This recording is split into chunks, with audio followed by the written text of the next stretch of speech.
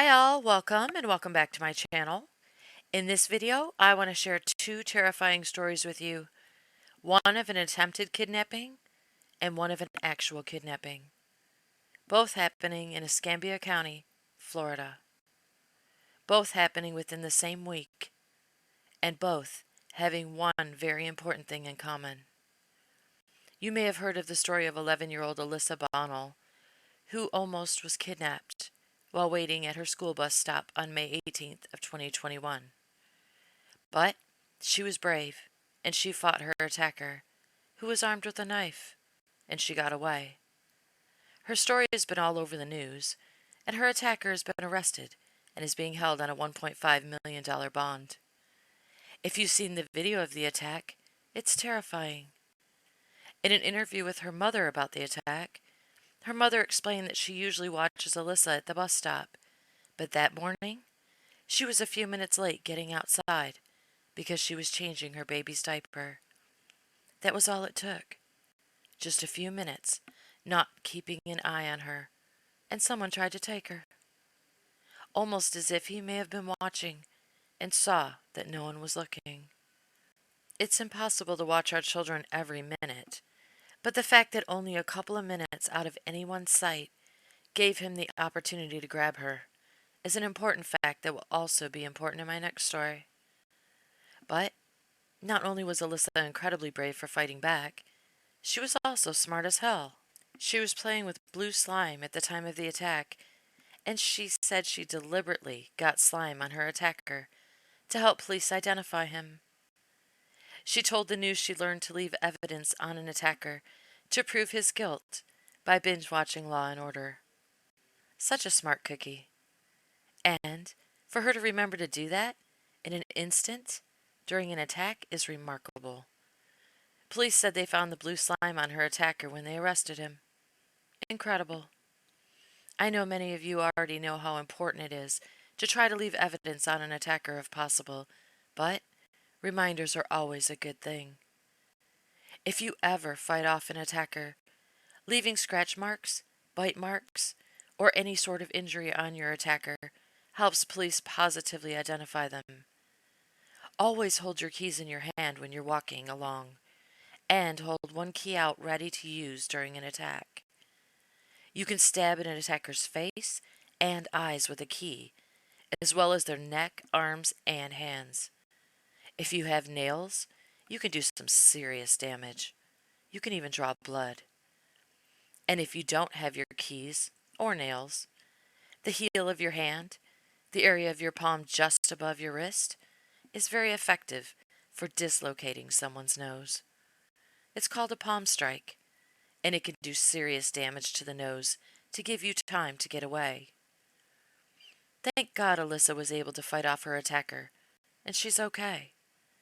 According to Today.com, Mariska Hargitay from Law and Order SUV even surprise contacted Alyssa to tell her how proud she is of her.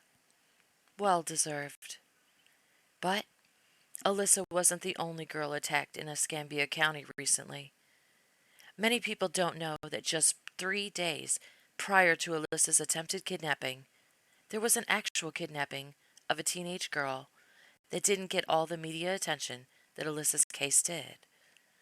According to the police report, the teenager had been fishing with her family when during the drive home, her father made her get out of the car and walk for irritating her brother.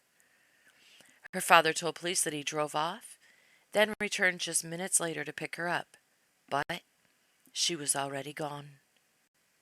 He said she had been out of his sight for less than 2 minutes. Police said the girl was approached by a 55-year-old man who drove next to her and asked her if she needed help. She told police she didn't know him, so she replied no and kept walking. Then she said he began calling her names and told her to get into his truck. When she didn't comply, he grabbed her and put her into his truck.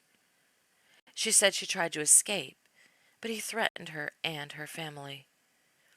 It only took him a minute or two to grab her, almost as if he knew no one was watching, just like in Alyssa's story. He probably watched her get dropped off and watched her family drive away, Then he knew she was alone.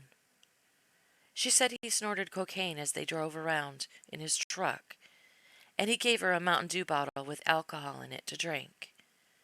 She said they drove around for hours to a Walmart in Alabama, then back to Florida, stopping at a number of gas stations along the way. He let her use the restroom at one of the gas stations, and she said she tried using hand signals she learned on TikTok to signal that she needed help, but they didn't work. Then her kidnapper received a call letting him know that police were looking for them, and he made her call the police to lie and say that she was fine. But police said they wanted to meet with her, just to be sure. So her kidnapper dropped her off and told her to hide. Police say they found her hiding under a fence just before midnight, and she was transported to the hospital to be checked. She was able to describe her kidnapper to police, and he was arrested shortly after. She was taken and held for hours after being dropped off by her parents just minutes before. Absolutely terrifying. And if police didn't insist on seeing her in person, who knows what the outcome would have been. Our kids are under attack, people. They're being watched, followed, and taken. And again, we can't watch every move they make, but I bet her father will never drop her off by herself to punish her again. Two smart girls who thought fast on their feet to save themselves. Alyssa leaving evidence on her attacker, and the teen in the second story using hand signals to try to get help. I'm so glad they both survived their attacks. But the terrifying part is that it only took minutes in both cases for the girls to be attacked. Minutes, if even. Maybe just 1 minute. All it takes is for the opportunity to present itself to a kidnapper. Then it's on. We all need to be aware. I spoke in a previous video about my own brush with a kidnapping attempt, and it happened to me the same way. I was waiting alone outside of my school, and a car drove by and around the block and came back around. He saw me standing there alone, and there was his opportunity. He stopped near me and said things to me and offered me a ride. When I said no and turned to go back up to the school, he got out of his car and came after me. When I heard his car door slam, I saw him coming after me, and I ran up to the school and pounded on the locked doors. Thank God a janitor was right inside the door mopping the floor, and he opened the door for me. Then the man ran back to his car and took off. It was terrifying. If that janitor hadn't been there to let me in, I don't know what would have happened. I was young, and I didn't know self-defense. He probably would have grabbed me and dragged me back to his car. But it happened so fast. He was out of his car and after me before I even made it up to the school. I don't even know if he had a weapon. I just thank God for that janitor every day. Now, before I end this video, I want to share the story of one more brave teenager. You may not think she was brave, but I do.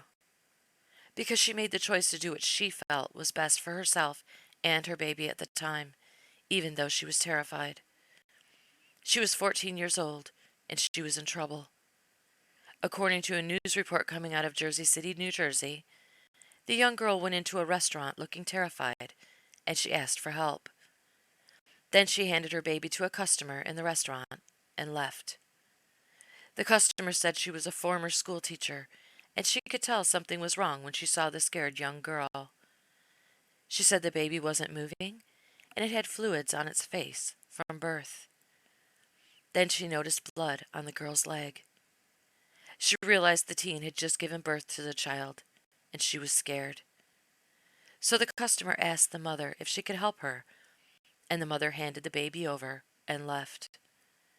The customer breathed oxygen into the baby, and the baby began to cry. Police were called to take the baby to the hospital to be checked, and they found the baby's mother right away to have her checked as well. Police say she will not be charged for abandoning her child, even though leaving her child at a restaurant is not considered a safe haven. But her baby girl is fine, and she made the choice to take her somewhere she could receive help instead of leaving her to die in a trash can or some other horrific place. Giving her to a stranger wasn't the best decision, but at least she gave her baby a chance to live, and I commend her for that. She was scared, but she still chose to do the right thing. I hope her baby is placed with a loving family. Thank you all so very much for watching. I appreciate your time. Stay safe out there, and I'll see you on my next video.